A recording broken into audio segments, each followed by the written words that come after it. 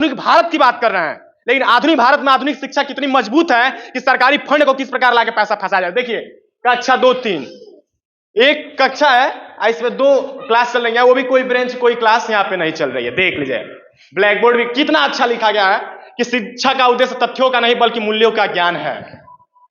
कैसे मूल्य दिए जा रहे हैं इसमें कि आप समझ पा रहे हैं। आधुनिक तरीका है। देखिए गांधी जी और भगत सिंह भी देख के ये रोते होंगे कि क्यों हमने भारत को आजाद कराया, और आजाद कराया तो क्या इसी दिन के लिए आजाद कराया कि इस गरीब के बच्चे इसी जमीन पर बैठेंगे। अब 5 क्लास का बच्चा सब पूरा 1 से लेकर 5 तक की क्लास हमारा स्ट्रीम बना रही है। मैम हम लोग का स्ट्रीम बनाने से कुछ नहीं होगा, हम लोग आपकी सहायता करने के लिए आए कि जिस प्रकार आप पूरा बच्चों को झेल रही हैं। हम लोग का उद्देश्य थोड़ी आप लोग को परेशान करना है। अब हमारा स्ट्रीम बना के क्या कर पाएंगे बताइए। नहीं कुछ हमने आपको परेशान किया है? एक शब्द भी आप आदमी है, देवी का रूप नहीं है कि 10 को हाथ है 10 को पैर होगा 10 को दे ही करके पढ़ाने बैठ जाएंगे। अकेले जितना है जिनके तरफ से वो पूरा प्रयास कर रहे हैं कि बच्चों को, ये गरीब बच्चे इससे पढ़ के कभी डॉक्टर इंजीनियर बन पाएंगे? कभी नहीं बन पाएंगे। क्या लगता है शिक्षा व्यवस्था ये सही है या गलत है? गलत है। योगी जी आदर्श शिक्षा, आधुनिक भारत की बात करते हैं, आधुनिक उत्तर प्रदेश की बात कर रहे हैं लोग।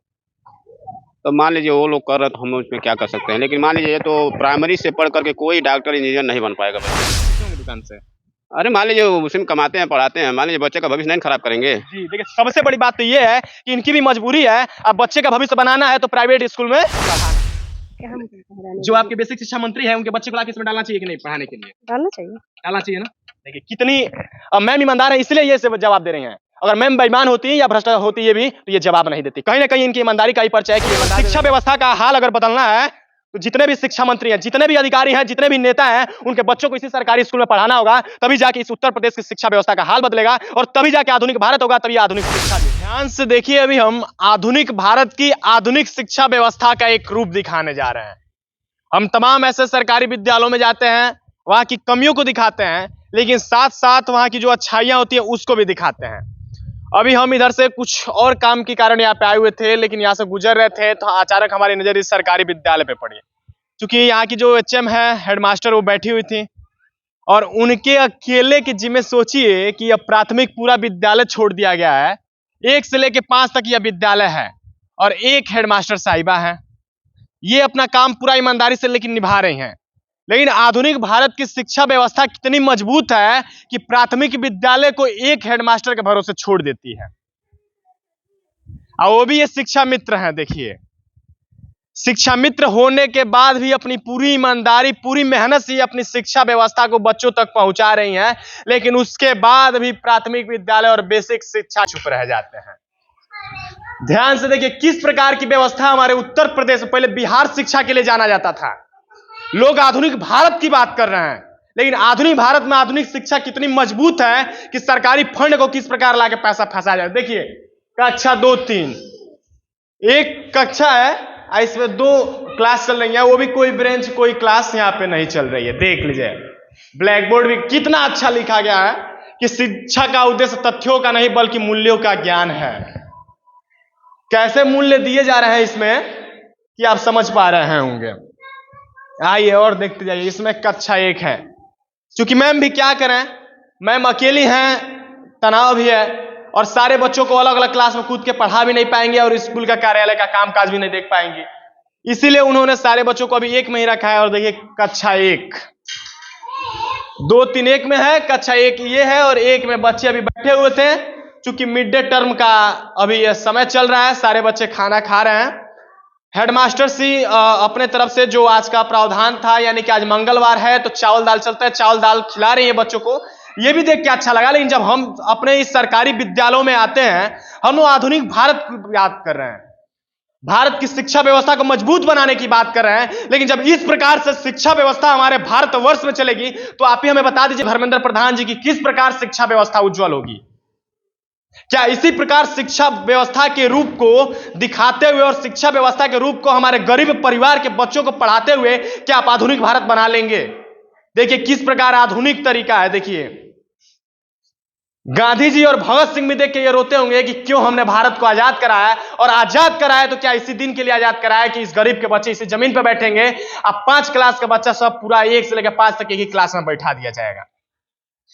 बच्चे अभी खाना खा रहे। देखिए यह अभी देखना चाहेंगे कि प्राथमिक विद्यालय तुर्कवलिया क्षेत्र हाटा जनपद कुशीनगर, उत्तर प्रदेश के कुशीनगर जनपद के हाटा ब्लॉक के अंतर्गत तुर्कवलिया का यह प्राथमिक विद्यालय है। अब इधर देखिए प्रधानाध्यापक कक्ष है। क्योंकि मैम हमारा स्ट्रीम बना रही है। मैम हम लोग का स्ट्रीम बनाने से कुछ नहीं होगा। हम लोग आपकी सहायता करने के लिए आए कि जिस प्रकार आप पूरा बच्चों को झेल रही हैं, हम लोग का उद्देश्य थोड़ी आप लोग को परेशान करना है। आप हमारा स्ट्रीम बना के क्या कर पाएंगे बताइए? नहीं, कुछ हमने आपको परेशान किया है? एक शब्द भी आपसे कुछ पूछा है? नहीं। कोई भी सवाल या कोई बच्चे क्यों घूम रहे हैं, कुछ नहीं पूछा है। हमें दुख इस बात का लगा है कि सारा देखिए आपके ऊपर ही सौंप दिया गया है। आपके ऊपर भी पारिवारिक प्रेशर होता होगा, घर जाते होंगे आपको भी टेंशन होता होगा। आप बताइए, आप स्वयं अकेले बच्चों को संभाल लेंगे? नहीं संभाल पाएंगे, लेकिन हम आपकी मदद करने के लिए आए हैं मैम। हम आपको कोई परेशान नहीं करेंगे। हम क्यों यहाँ की व्यवस्था, जो शिक्षा व्यवस्था, उसको दिखाने के लिए आए हैं कि किस प्रकार भारत की आधुनिक भारत की बात की जा रही है। आप देखें हर चीज में डेवलप किया जा रहा है, लेकिन शिक्षा व्यवस्था को क्यों नहीं डेवलप किया जा रहा है? करना चाहिए, इसको भी सरकार को करना चाहिए। करना चाहिए कि नहीं करना चाहिए? करना चाहिए। लोग ये बताइए, जो गरीब घर के बच्चे कैसे, आप तो मास्टर पढ़ गए होंगे, आप सरकारी स्कूल में तो पढ़ी नहीं होंगी। ये आना हम ही पढ़े हैं, मैं भी कहता हूँ कि मैं भी सरकारी सर जैसी कोई बात बेसिक पढ़े होंगे, लेकिन उसके अच्छा ये बताइए, इस सरकारी स्कूल की पढ़ाई से कोई मास्टर या कोई पत्रकार या कोई डॉक्टर इंजीनियर बन पाएगा? जिस प्रकार अभी शिक्षा व्यवस्था नहीं बन पाएगा सर, सही बात है। ये तो सोचना चाहिए सरकार को ना, सरकार को इस पे ध्यान देना चाहिए कि नहीं। शिक्षा मंत्री एक नहीं 4-4, 5-5 शिक्षा मंत्री बनाए जाते हैं। केंद्रीय शिक्षा मंत्री, राज्य शिक्षा मंत्री, बेसिक शिक्षा मंत्री, माध्यमिक शिक्षा मंत्री, और उतने शिक्षा मंत्री के बाद शिक्षा का यही हाल हो जाता है। रोड पे मांग रहे भिखमंगों से बेहतर इस समय, उससे भी बेहतर हालत इस शिक्षा व्यवस्था उत्तर प्रदेश की हो गई है। बिहार के शिक्षा व्यवस्था का रूप आप लोग बहुत देखते हैं। उत्तर प्रदेश के मुखिया योगी आदित्यनाथ जी उज्जवल शिक्षा की बात करते हैं। देखिए ना किस प्रकार शिक्षा आपकी लाचार पड़ी हुई है। इस लाचारी में केवल एक ही क्लास में लगभग 5 बच्चों को बैठाया जा रहा है, और एक बेचारे शिक्षा मित्र के भरोसे आप लोग छोड़ दिए हैं। इनके अपने भी काम होते होंगे, ये भी अपनी पूरी ईमानदारी से पढ़ा रही हैं, लेकिन एक अध्यापक और एक शिक्षा मित्र कितने बच्चों को पढ़ाएगा? यहां पे अभी मिड डे टर्म चल रहा है, और सबसे बड़ी बात देखिए कि स्कूल हमें लग रहा है कि पूरा अगर देख लिया तो 1 कट्ठे में भी नहीं होगा। स्कूल के भी लिए एक प्रावधान है कि लगभग 3.5 कट्ठे से कम जमीन नहीं रहना चाहिए, तभी प्राथमिक विद्यालय या कोई भी विद्यालय बनेगा। और इसका किचन सेट देखिए 4-5 का कक्षा। आइए हम दिखाते हैं कि क्लास किस प्रकार है। देख लीजिए कक्षा 4 और 5। आइए कक्षा 4 और 5 में कौन पढ़ाई होता, आ जाइए। कक्षा 4 और 5 में यहाँ पे किचन सेट बना दिया गया है, और क्लास चलाने की बजाय यहाँ पे खाना बन रहा है। चाची एक हमारी है, बर्तन धुल रही है। क्या नाम है चाची आपका? क्या नाम है? क्या नाम है? नाम बताइए। अरे हम आपसे कुछ पूछ थोड़ी रहे हैं, आपको हम परेशान करने नहीं आए हैं, हम बस आप लोग का मदद करने के लिए आए हैं। अच्छा क्या बनाई थी ये बता दीजिए। दाल चावल। दाल चावल। कितना सैलरी मिलता है आप लोग को? कितना सैलरी? जैसे महीने 6 महीना पर। 6 महीना पे? हाँ। कितना मिल जाला? कबो 4000, कबो 5000। और वो 6 महीना पे, मानो अगर महीना के देखा जाए तो कितना लगभग? तो नहीं बता, 1000 रुपया महीना। बताइए, जो बच्चों के लिए इतना, बच्चों को उज्जवल भविष्य बनाने के लिए बच्चों को भोजन करा रहे हैं कि किसी प्रकार बच्चे पढ़े, उनको भूख न लगे, और सोचिए 1000 रुपये महीने पे इनको रखा जाता है। ये अपनी कार्य पूरी जिम्मेदारी और ईमानदारी से कर रही हैं, लेकिन काहे नहीं हमारे भ्रष्ट नेता और सरकार इस पर ध्यान देते हैं? क्या 1000 रुपये से इनकी तनख्वाह और इनकी सैलरी चल जाएगी? पूरा खाना बनाती हैं बच्चों का। यहाँ पे देखिए जो बर्तन था वो धुल के रख रही थी।